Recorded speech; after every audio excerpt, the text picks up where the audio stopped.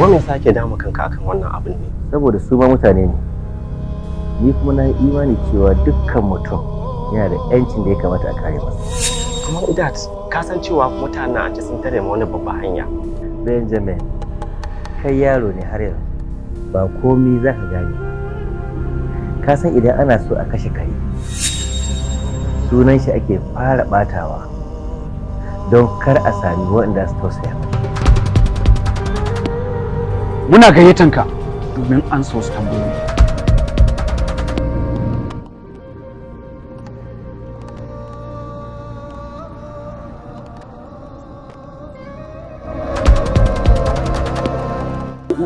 Ni tsoro nake ji wallahi. Pastor kar ka damu. An yanka ta kai.